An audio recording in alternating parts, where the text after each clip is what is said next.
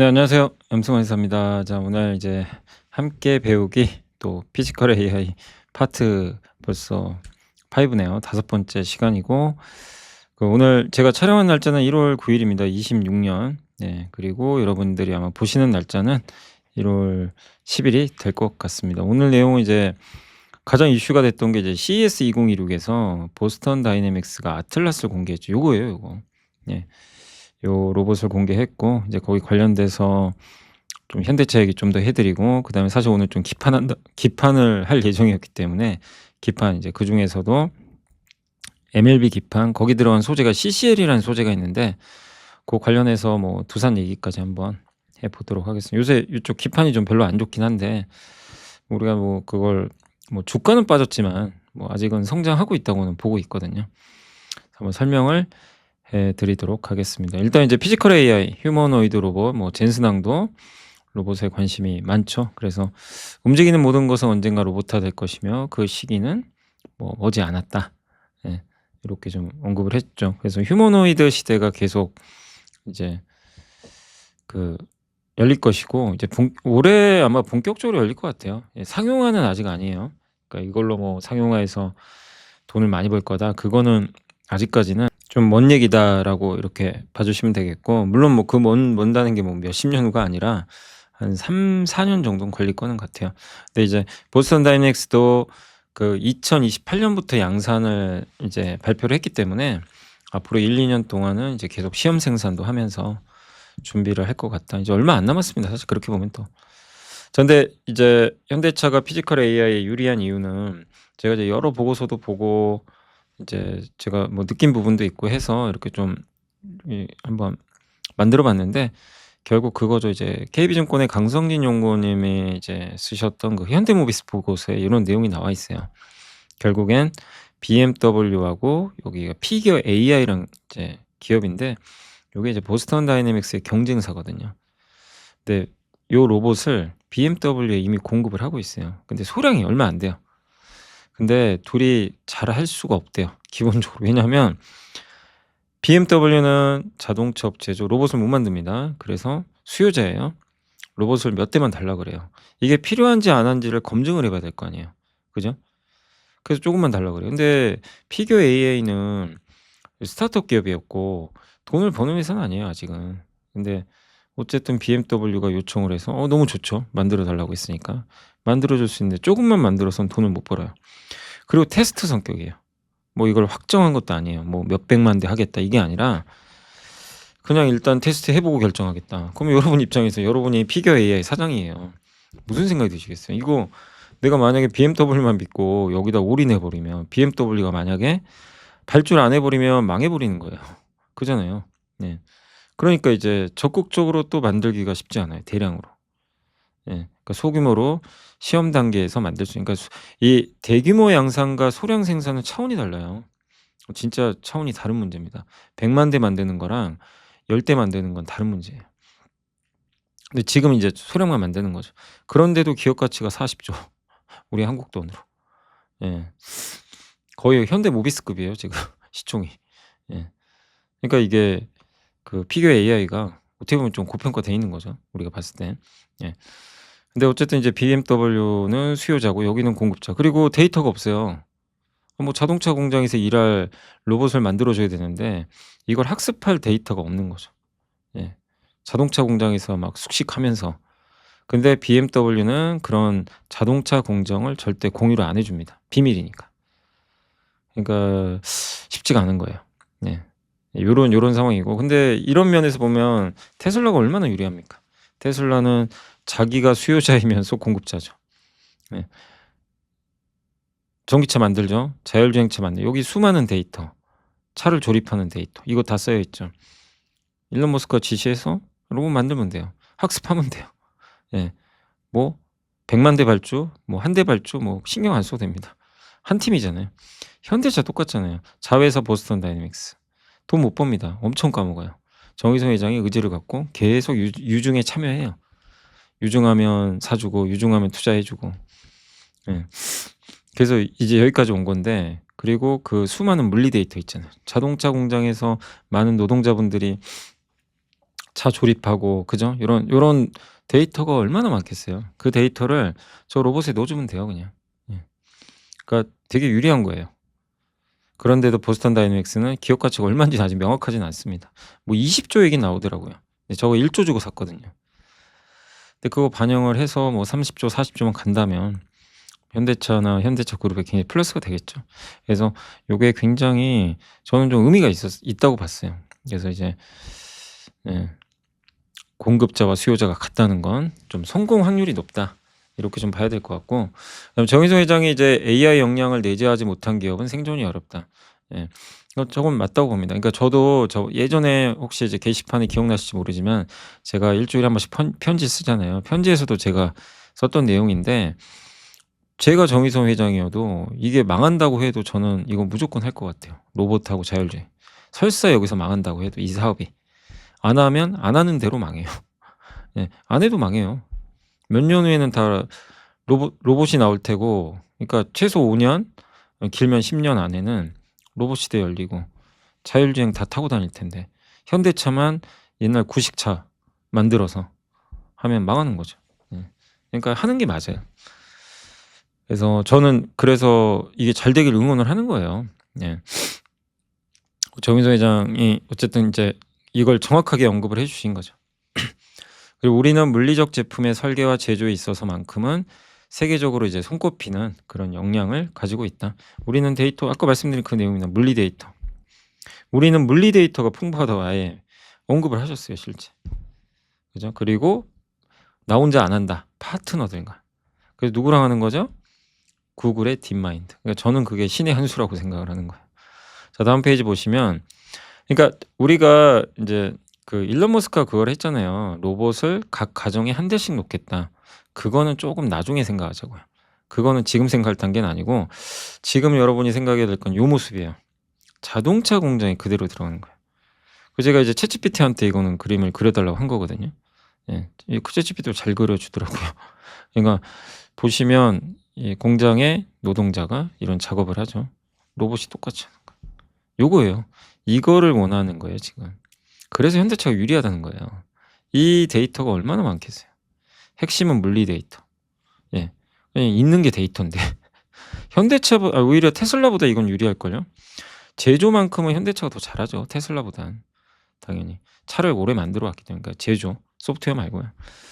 그래서 이제 여기 또 적어 드렸지만, 미국 조지아주 현대차 그룹의 이 메타플랜트 아메리카라는 이제 공장이 있죠. 여기에 요 로봇을 28 년부터, 아마 지금부터 투입했을 거예요. 네, 시험적으로 만들긴 해요, 뭐 소량으로. 본격 투입은 28 년. 그래서 연간 3만 대 로봇을 만들어요. 그래서 근데 이 공장은 소프트웨어로 정의된 공장이에요. 예. 그 로봇 학습도 하고 검증도 하겠다는 거죠. 그렇게 활용을 하겠다는 겁니다. 그래서 이걸 통해 아틀라스는 작업자들의 이 로봇이 엄청난 그 물리 데이터를 확보한다는 거죠. 정확하게 일치하죠. 네. 현대차가 이 계획을 갖고 있습니다. 그럼 테슬라는 1 위잖아요, 누가 봐도. 뭐 거기에는 의심은 없어요. 2 위 누구죠? 2위 누가 할까? 현대차가 할 수도 있다는 거예요. 아니, 보스턴 다이내믹스. 요 세 개만 비교해 보시면 요게 현대차 그룹의 아틀라스, 피겨 AI, 이게 중국 회사 유니트리. 요건데 DOF가 자유도거든요. 로봇이 마음대로 조절할 수 있는. 이번에 영상 보신 분들 기억하실지 모르지만 얘가요 몸이요 이렇게 뒤로 가요. 뒤로 그냥 이 앞에 있는 몸통을 뒤로 돌려버립니다. 그러니까 참 이게 인간이면 끔찍한 거죠. 인간이 아니니까. 이 손가락 4 개. 굳이 5 개일 필요는 없다는 거예요. 왜냐하면 우리 인간과 같이 생활할 게 아니라 그 공장이 있을 거니까. 5 개 만들면요, 이게 테스트를 해 봤대요. 5 개냐 4 개냐. 근데 4 개가 좋대요. 그리고 5개 만들면 여기다 또 모터 또 넣어야 되고 손가락에다가 이거 되게 어렵거든요. 그래서 4 개로 했다고 합니다. 예. 실용성을 좀 따진 거고, 운반 가능 무게가 무려 50kg. 손가락 4 개, 작업 시간 4 시간. 그다음에 배터리 교체도 가능하고, 영하 20에서 영상 40도 견딜 수 있고 360도 회전. 근데 여기 이제 피겨 AI는 BMW에 공급하는 거죠. 자유도가 16개, 20kg 밖에 운반 못하고 손가락 5개. 작업 시간 2시간. 가격은 요 정도 됩니다. 30만 원, 엄청 비싸죠. 유니트리 G1은, 왜냐면 왜 비싸냐면 대량으로 못 만드니까 그런 거예요. 근데 중국의 유니트리는 가격이 넘사벽입니다. 16,000달러예요. 2천만 원. 근데 작업 시간 2시간. 여기까지 좋아요. 손가락 3개 뭐 그래요. 운반 가능 무게가 겨우 6kg. 저거는 공장에 투입하기는 어렵죠, 사실. 자유도 7개. 그러니까 완전히 싼 모델. 여기는 비싼데 좀 애매하고, 보스턴 다이내믹스가 확실히 경쟁력은 저는 있다. 이번에 보스턴 다이내믹스 사장이 뭐라고 했냐면 30만 달러 정도만 돼도 경제성이 있대요. 그래서 아마 가격은 30만 달러인 것 같아요. 여기랑 비슷할 것 같습니다. 그래서 2위가 되지 않겠냐. 어차피 1위 하긴 어렵고 2위가 되기를 한번 기대를 한번 해보겠습니다. 자, 그래서 중요한 건 삼성전자가 옛날에 아이폰 나왔을 때 안드로이드 손 잡고 세계 1등 했잖아요. 스마트폰 점유율 1위는 삼성전자입니다. 전자고 중국 제외하면. 그리고 전 세계 스마트폰 회사들이 많았잖아요. LG도 있었고 노키아, 뭐 대만의 HTC, 소니도 있었고 소니 엑스페리아는 이름도 아직 기억납니다. 모토로라 다 망했어요. 다 끝. 유일하게 중국 제외하고 살아남은 기업은 애플 아이폰, 삼성전자, 갤럭시밖에 없어요. 그죠? 왜 살아남았죠? 안드로이드를 탑재를 해가지고 삼성은 하드웨어로 승부를 보고 안드로이드 탑재해서 빠르게 추격했죠. 그래서 2등이라도 한 거죠, 그때. 그리고 점유율은 1위까지 올라갔고. 지금 테슬라가 1위잖아요. 이쪽 분야에서. 로봇 쪽에서 1위고 여기에 그록이라는 소프트웨어를 넣을 거고 삼성이 칩을 만들어줘요. AI5라는 두뇌를 넣습니다. 그래서 테슬라는 잘할 수밖에 없어요. 근데 현대차가 그대로 가잖아요. 현대차 뭐가 있죠? 몸통이 있죠. 거기다가 물리 데이터 충분하죠. 제미나이에, 그러니까 구글의 딥마인드에 머리를 넣죠. 그 다음에 칩이 필요하죠. 칩은 뭘로 하죠? 엔비디아 블랙엘 200 5만 장 구입. 6조 원 주고 사옵니다. 이게 된 거죠. 그러니까 한 5년 전, 15년 전에 삼성전자 지금 생각이 나요. 그때 삼성전자가 안드로이드 손 안 잡고 고집 부리고 혼자 있으면 망할 수도 있어요. 그렇잖아요. 안드로이드 손 잡길 잘한 거죠. 그래서 현대차, 테슬라 이제 이게 15년 전에 약간 그 느낌과 좀 비슷하다. 이렇게 말씀드리겠고, 그럼 젠슨항도 어쨌든 피지컬 A 원하는 거 많이 말씀드렸죠. 노키아 지분도 인수했고 로봇만 하려는 게 아니라 자율주행까지 하겠다는, 이번에 알파마요라고 그 플랫폼도 내놨어요. 그거는 다음 시간에 한번 좀 설명은 또 다음인가 다다음 아무튼 준비되는 대로 설명해 드리겠습니다. 그래서 노키아 지분 인수했고, 그 다음에 현대는 이제 포티투다 자율주행 로봇. 요거 이제 김준선 연구원님이 쓰신 자료에 있던 건데, 현대차 그룹의 스마트캄, 요거는 자율주행 플랫폼이에요. 여기 이제 AI를 넣어서 학습도 시키고, 그러니까 자율주행의 데이터를 또 로봇한테 주는 거죠. 이동 데이터니까. 그래서 이제 이 그림에서 엔비디아랑도 협력할 가능성은 상당히 높다. 그래서 현대차 계열사에 투자할 수도 있어요, 엔비디아가. 나중에 뭐 보스턴 다이내믹스, 포티투다 이런 데 할 수도 있는 거죠. 그죠? 그걸 좀 기대해 보고 있고요. 그리고 요거는 이제 예전에 김준성 연구원님 자료에 있던 건데 제가 이제 따로 만들어 봤고요. 지금은 현대차가 PER이 5.7배인데 지금 좀 주가 올랐잖아요. 한 8배까지 올라, 7배. 지금 한 7배까지 올라왔거든요. 그래서 이게 잘 안 보이시죠? 그래서 보시면 여기 이제 현대 기아가 이때가 한 몇 달 전에 나온 요 자료니까 5.7배인데 이제 7배까지 올라왔고 10배를 향해서 가겠죠. 근데 어쨌든 현대차는 중국을 제외하면 엔비디아가 유의미한 협력을 개진할 수 있는 거의 유일한 대상이다. 다른 완성차들은 추론 컴퓨팅을 위한 독자적인 SDV 지원 준비가 사실상 전무하다. SDV는 이제 소프트웨어로 정의된 자동차입니다. 그래서 여기에 PER 5배에서 10배짜리 회사들, 중국 기업들, 테슬라 200 PER. 왜 차이가 벌어지죠? 여기는 스마트카 대비가 돼 있고 가격도 싸요. 전기차 기반이에요. 여기는요, 내연기관, 무겁고 자율주행 대비가 안 돼 있어요. 할인. 여기 망하는 거 아닌가? 마치 그 옛날에 스마트폰 시대 처음 열린 거랑 비슷한 거죠. 여기 있는 기업들 중에 일로 못 가면 망하는 거예요. 반드시 가야 돼요. 그래서 어떻게 갈 거냐? 엔비디아 손잡고 구글 손잡고 현대차는 이제 가려고 이미 저 여기서 근데 가다가 망할 수도 있잖아요, 잘못해 가지고. 근데 그건 이제 중요한 게 아니에요. 그냥 가야 되는 거예요. 그래서 손 잡고 갑니다. 엔비디아 여기다 구글까지. 현대차 지금 시가총액이 85조인데 왜 85조냐면 그 우선주 더 하셔야 됩니다, 꼭. 예. 그러니까 삼성전자도 이게 시가총액 잘못 이렇게 적는 경우들이 있어요. 뭐냐면 본주만 적으면 안 돼요. 반드시 우선주도 같이 넣어 주셔야 돼요. 그래서 삼성전자 시가총액이 어떤 걸 보면 800조밖에 안 된다고 써 있는데 그건 본주고 우선주 포함하셔야 됩니다. 그래서 현대차 시가총액 제가 우선주 다 더하니까 85조 나옵니다. 그래서 올해 순이익이 한 12조 원 예상하거든요. PER 7배죠. 그래서 10배는 받아야죠. 예. 꼭 제가 10배 간다는 건 아니에요. 저 개인적으로는 제가 봤을 때 10배는 받아야 되는 거 아닌가. 예. 아무리 그래도 이제 로봇 회사로도 좀 인정을 해 줘야 되는데 그러면 이제 주가가 50만 원 나오는 거죠. 예. 다만 이게 뭐 이거는 제가 뭐 갈지 안 갈지 모르는 거고 계산을 해 본 거예요. PER 10배 주면 이제 50만 원. 지금은 7배 정도 됩니다. 아직까지 싼 거죠.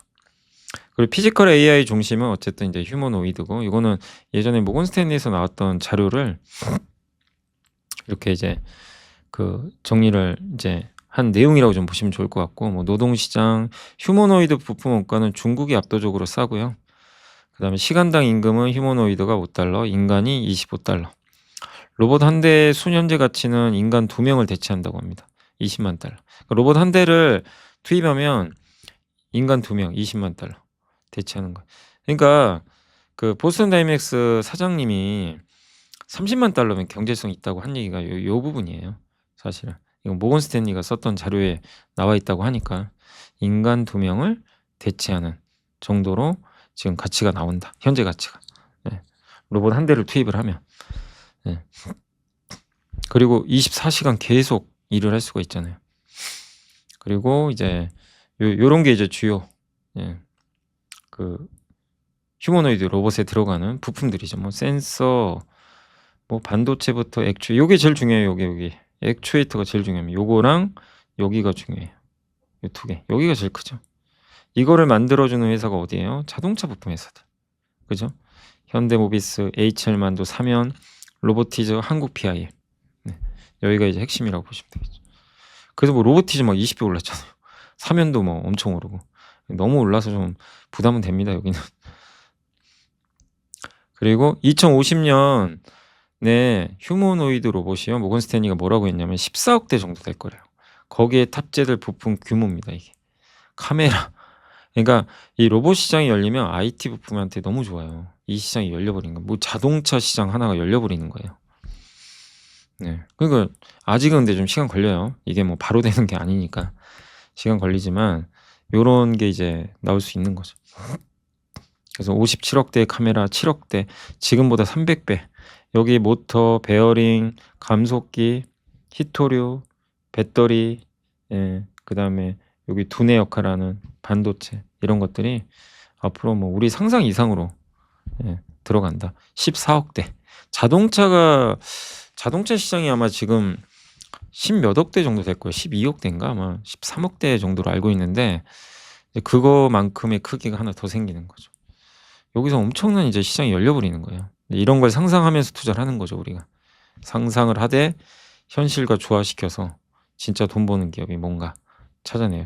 그래서 저는 자동차 부품 쪽이 괜찮다고 보는 게 자동차에서 돈을 벌면서 하니까 좀 더 안정적이지 않겠냐 그렇게 생각은 일단 하고 있습니다. 자, 그리고 오늘 이제 사실 할 거는 원래 기판 얘기하려다가 저 현대차 이제 이번 주에 이슈가 좀 많았잖아요. 그래서 그거 설명을 해야 되니까 피지컬 AI에서 그래서 그걸 좀 말씀드렸고 근데 이런 로봇에는 기판이 진짜 많이 들어갑니다. 보시면 이런 기판들이 뭐 플립칩 BGA, H 고다층 기판, 뭐 고출력 기판, FPCB 이런 게 있는데 아무튼 이제 여기서 오늘 좀 소개해드릴 거는 뭐 MLB라든가 CCL 요쪽 좀 소개를 해드릴 거고요. 다음에 그 MLCC도 설명 한번 해드릴게요. 요새 뭐 삼성 전기가 너무 잘 나가죠. MLCC도 반드시 로봇에 많이 필요하죠. 그래서 AI 가속기, 그러니까 우리가 기판은 반도체가 있잖아요. 반도체를 직접 쓰는 건 불가능합니다. 반드시 기판이 있어야 돼요. 그러니까 기판에 꽂아서 반도체 요런 게 다 반도체잖아요. 그죠? 그래서 기판에 꽂은 다음에 이제 얘를 필요한 곳에 집어넣어 가지고 이제 그래야 전류가 흘러요.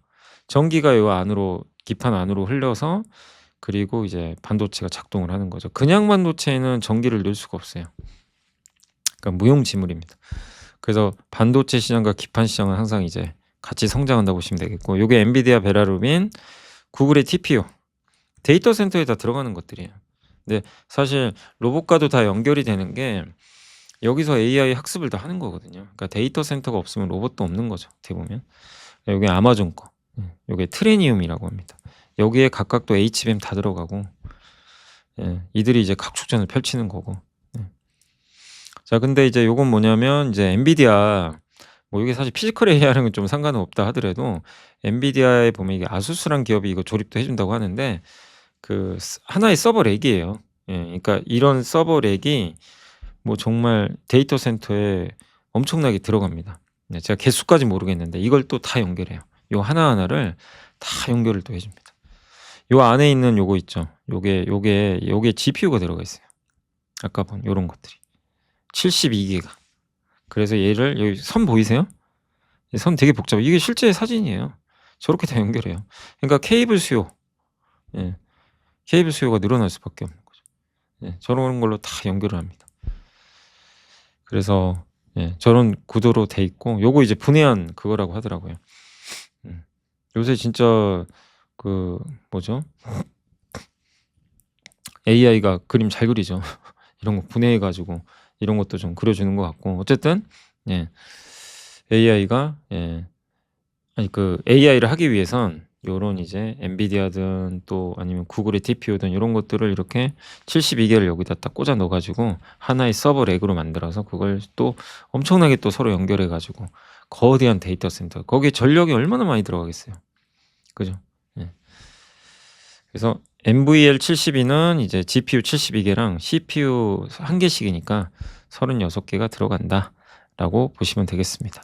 자, 그리고 이제 이건 옛날에 한번 제가 설명해 드렸던 건데 요 용어도 좀 알아두시면 좋을 것 같아서 한 번만 더 설명드리면, 스케일업은 뭐냐면 여기 엔비디아 블랙엘 72개 위로 쌓아요. 업 위로 수직적 확장.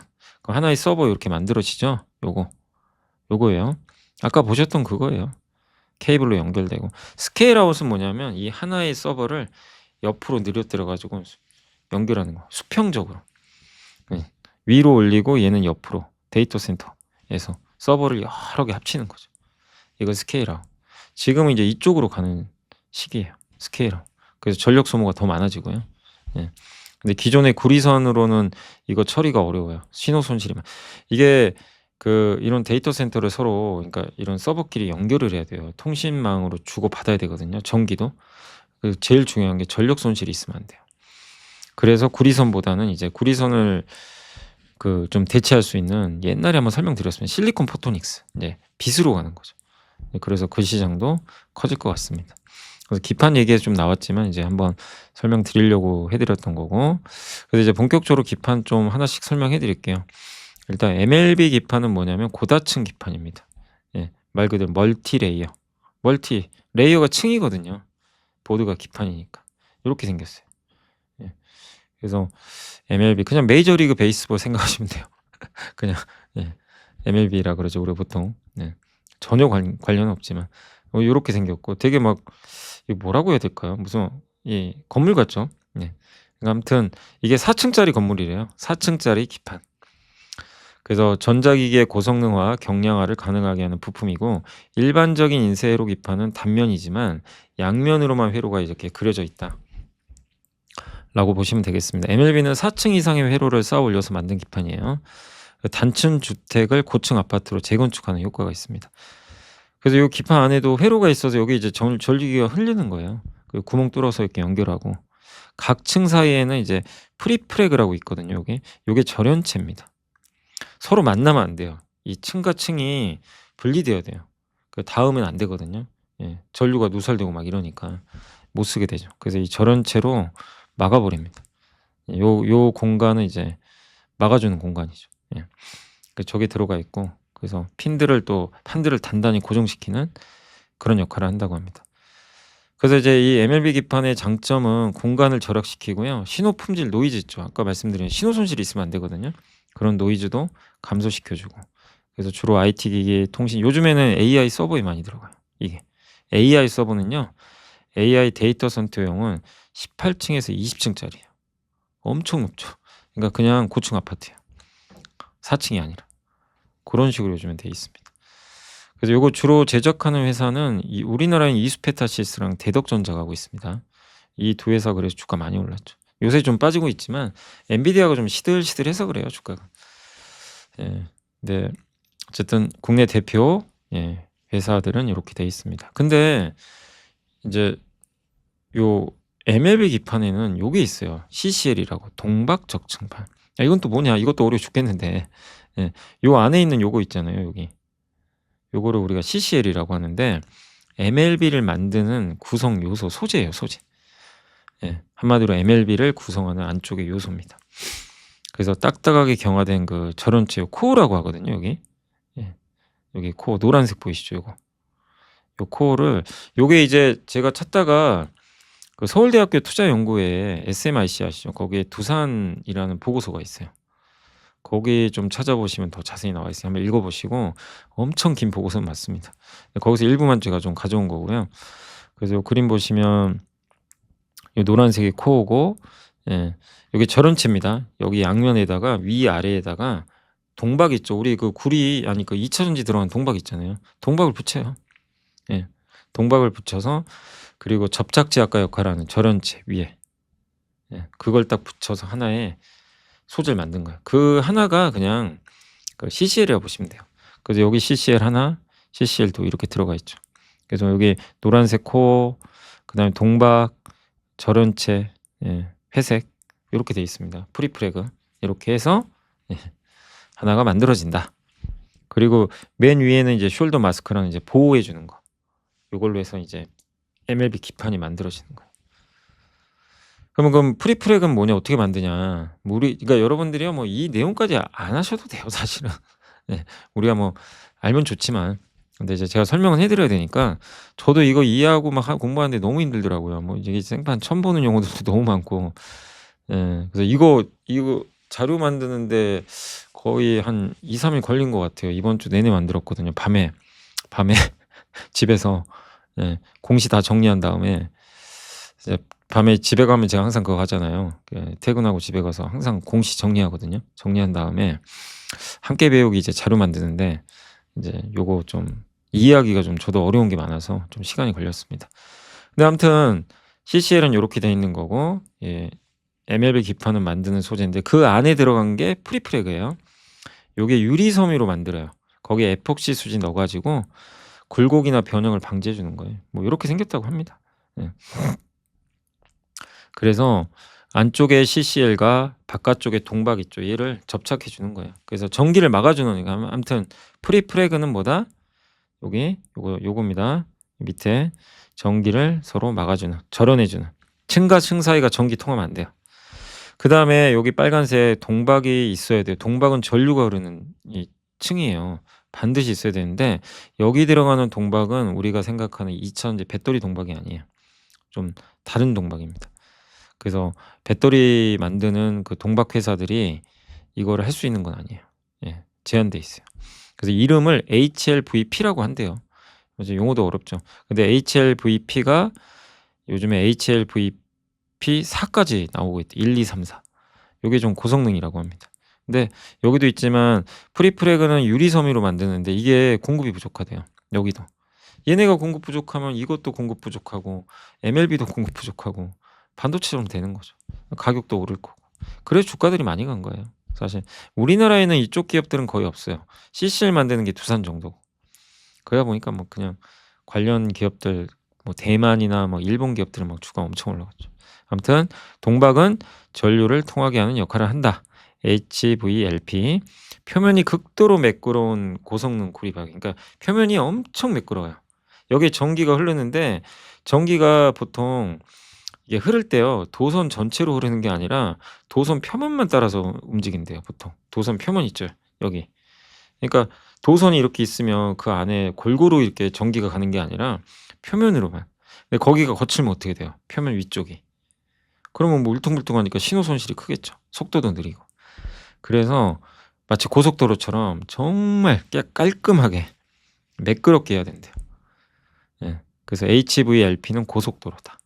HLBP는 뭐 예를 들면 요거는 그거겠죠. 독일의 아우토반 같은 거겠죠. 그죠? 예. 아우토반이 정말 뭐 속도 엄청 나는 데잖아요. 그래서 동박도 등급이 있다. 예. 이렇게 보시면 되겠습니다. 자, 그래서 동박 적층판 한번 소개를 해드렸고, 예. 그리고 이제 요게 보면 요게 이제 CCL 요게 구조도예요, 사실. 구조도인데, 예, 필러, 뭐 레진 이런 게 있는데, 아무튼 낮은 열팽창 계수, 열팽창 계수가 낮을수록 좋고요. 신호 지연이 높으면 또 안 돼요. 근데 이 둘은 상호 대립을 해요. 그러니까 열팽창 계수가 낮으면 신호 지연이 올라가요. 그러니까 신호 지연을 낮추고 싶으면 열팽창 계수가 높아져. 참 애매한 거죠. 그리고 신호 손실을 줄이고 싶으면 열에 또 취약하대요. 이게 무슨 난세스입니까? 예. 이거 어쩌라는 겁니까? 지금 그런 상황이에요. 이해가 되시죠? 예. 그래서 이 CCL 만드는 게 어렵다는, 그래서 아무나 못 만들어요. 그 얘기를 해드리는 겁니다. 그래서 예, 그만큼 좀 쉽지 않다. 이렇게 한번 말씀드렸고, 자, 그리고 이제 PCB 요게 아무튼 MLB 기판 요런 게 이제 다 PCB의 일종인데, 이 기판 시장이 성장하는 건 아시죠? 그래서 PCB가 대형화, 다층화, 고사양화 되면서 이걸 만드는 소재 부품 수요도 급증하고 있고, 그러니까 아까 유리 섬유, 동박, 드릴, 비트 뭐 이런 것들이 소재가 연쇄 공급부죠. 그래서 대만의 가장 대표적인 이 CCL 회사가 EMC라고 있거든요. 두산의 경쟁사인데 여기가 대규모 자본 지출을 확대하고 있대요. 이거 증설해야 되니까. PCB 시장이 낙관론이 팽배하다. 지난 10년간 클라우드 및 엣지 AI 수요의 구조적 성장을 낙관했고, 그래서 업체들이 지금 투자를 늘리겠다는 거예요. 여기에 AI 서버, 스마트 글래스, 휴머노이드 로봇 이런 걸 하는 거죠. 다양한 AI 응용처가 성장을 견인할 핵심 요인이 될 거다. 이렇게 나와 있습니다. 그러니까 PCB 기업들이 투자를 하고 그걸 투자하면서 요 소재 만드는 기업들도 투자를 해야 되고, 예, 공급이 부족하니까 수요는 많고. 자동차랑 아니 예, 반도체랑 비슷한 거죠. 예. 그래서 한번 확인하시면 되겠고, 여기는 이제 이수페타시스랑 대덕전자 이야기고요. 예. 그래서 기업 좀 설명해 드리면, 이수페타시스는 아까 MLB 기판 있죠. 그 대표 회사고 매출의 90% 이상이 AI 서버 인프라향으로 갑니다. 800기가의 AI 네트워크 시장이 확대되면서 굉장히 이제 고성능 제품이죠. 그리고 구글에도 공급해요. 엔비디아에도 공급하는데 구글에도 이제 TPU가 요새 잘 나가죠. 그래서 연초 계획 대비 2배 정도 지금 매출이 나올 거라고 합니다. 대덕전자는 이것도 해요. MLB 기판도 하고 3개를 합니다. 메모리 기판, 비메모리, 플립칩 BGA, MLB 이 3가지를 같이 해요. 그래서 메모리 기판이 비중이 제일 높은데 여기가 이익률이 제일 좋아요. 고마진이고, 플립칩 BGA는 32%, 여기가 자율주행이나 데이터 센터나 PC에 들어가요. 올해 성장할 거. 여기가 원래 적자인데 흑자 전환할 것 같아요. 이거 적자 나는 바람에 주가 엄청 빠졌거든요. 근데 이제 흑자 날 것 같고, MLB 요게 신사업인데 비중은 작지만 이제 점점 성장하죠. 이게 데이터 센터나 이런데 AI 인프라 투자 들어가면서. 그리고 테슬라하고 AMD에도 공급을 한다라는 뭐 이야기도 있는 것 같더라고요. 찾아보니까. 요건 한번 확인을 해 보시고요. 그래서 이수페타시스, 대덕전자 이런 기업들이 이제 우리 기판의 좀 가장 대표 기업들이다라고 생각하시면 되겠고, 그다음에 이제 두산이죠. 예. 두산은 아까 CCL 만드는 기업입니다. 기판에 들어가는 소재. 그래서 세계적인 업체예요. CCL 중에서 판가와 이익률이 제일 높은 회사예요. 가장 낮은 손실. 그러니까 무조건 손실은 신호 손실이 적어야 되고요. 지연율도 낮아야 되고 속도 빨라야 되고, 예, 그럴수록 좋아요.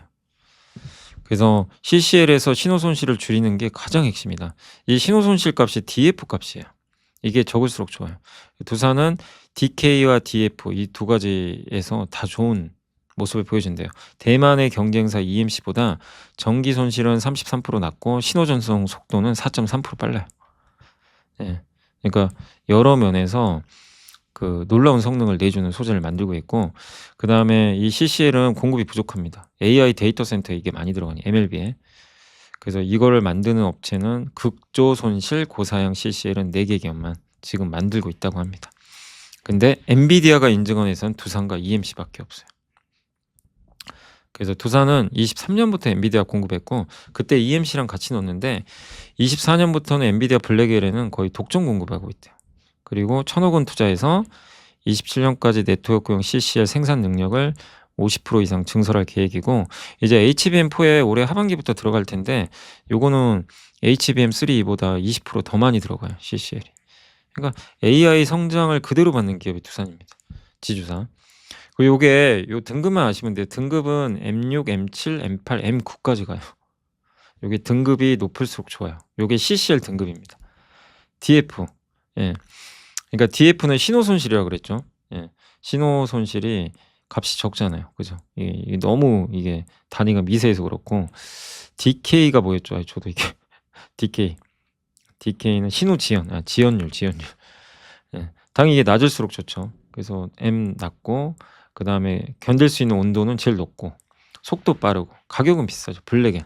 근데 이번에 나온 게 M9예요. 요게 아마 이제 루빈 같은 데 들어갈 것 같은데 두산과 경쟁사 EMC 보세요. 확실히 숫자가 낮죠. 이게 낮을수록 좋아요. 이거 온도는 높을수록 좋고 288도에서 견디는 시간 120초. EMC는 60초. 열팽창 계수. 이게 6에서 6 나오고 근데 요거는 이제 EMC 데이터는 없어 가지고 여기 SMIC 여기 거기서 이제 썬 걸 제가 다시 한번 이제 이렇게 표로 만들어 본 겁니다. 그 열팽창 계수가 Z축이 있고 X, Y축이 있거든요. 요 밑에가 두께인데 요게 낮을수록 좋죠. 예, 여기. 그래서 한마디로 M9 등급에서도 두산이 경쟁사를 이기고 있다. 그리고 최근에 나온 뉴스가 그 글로벌 1위가 대만의 EMC거든요. EMC는 이번에 블랙엘 GB 성공 테스트 실패했대요. 두산 통과했는데. 그래서 아마 또 루빈에는 두산이 단독 공급하지 않겠냐 이런 기대감도 있는 것 같습니다. 아무튼 두산이 역전하고 있다. 예. 앞으로 이 제품을 쓸 텐데 예. 이렇게 보시고 이제 마지막으로 이 코어롱 갑자기 코어롱 인더 이제 이럴 수 있어요. 코어롱 인더 석유화학인데 뭐냐면 동박 적층판에 MPPO라고 또 따로 있거든요. 동박 적층판에 기판과 접착성 물성 그러니까 한마디로 이게 이제 요게 동박 적층판 CCL인데 구리 있잖아요. 구리랑 요 밑에 보면 아까 이제 뭐 절연체 같은 게 있잖아요. 예. 거기에 요 위쪽에 예. 들어가는 거를 이걸 접착제라고 합니다. 붙여주는 예. 적착제 역할을 하는 소재라고 보시면 돼요. 이걸 원래 코어롱 생명과학이 만드는데 이번에 이제 다 이관을 받아서 코어롱 인더가 이제 요걸 다 한다고 합니다. 그래서 요게 새로운 사업으로 추진할 이제 시작을 했고 주요 고객사는 대만과 중국의 CCL PCB 업체들이에요. 그래서 생산 능력도 올해 2배나 늘리고요. AI 가속기 시장 성장하면 이것도 당연히 같이 가죠. 두산 성장하면 얘도 같이 성장하는 거예요. 거기에 접착제로 들어가니까. 요게 차세대 동박 적층판에 MPPO라고 들어갑니다. 그래서 여기서만 앞으로 올해 이제 영업이익이 한 250억 정도 나올 것 같고요. 28년에 500억. 전체 영업이익이 1,500억인데 한 30%를 여기서 번다는 얘기예요. 28년도에. 예. 그래서 이제 코어롱 인더한테는 조금 모멘텀이 생겼다. 요것도 이제 새로운 좀 이슈다라고 보시면 되겠습니다. 그래서 오늘 현대차 얘기하면서 좀 갑자기 기판 얘기까지 가고 좀 내용도 어렵죠. 막 이게 뭐 DF니 DK. 근데 그런 거를 외우실 필요는 없어요. 예. 저도 못 외웁니다. 예. 지금도 헷갈려요. DF가 뭐고 DN데 그런 걸 우리가 외울 필요는 없고 단 이게 의미하는 게 뭐냐 이거죠. 등급이 높을수록 좋은 건데 거기서 제일 잘하는 회사가 두산이라는 거예요. 그리고 이거는 엔비디아에 들어가고 그죠? 예. 그리고 우리나라 대표 기판 회사들 이수페타시스, 대덕전자 잘하고 있습니다. 대덕은 턴어라운드하기 시작을 했고 그죠? 그리고 또 의외에 또 코어롱 인더가 이런 사업하는 것도 새롭게 또 알게 됐고 예. 그래서 여기다 또 어떻게 보면 AI를 통해서 피지컬 AI랑 다 연결되고 로봇에도 들어가는 거니까 한번 공부해 보시면 좋겠습니다. 그래서 오늘 좀 내용이 많아서 예, 좀 길어졌습니다. 그래서 여러분들 또 요 내용 바탕으로 잘 좀 공부해 보세요. 예. 그래서 일단 피지컬 AI 5번째 시간은 여기서 마무리하고 또 다음 시간에는 다른 MLCC 해야죠. MLCC 한번 또 해보도록 하겠습니다. 자, 이번 주 고생 너무 많이 하셨고요. 저는 또 다음 주에 찾아뵙겠습니다. 주말 잘 보내시고요. 감사합니다.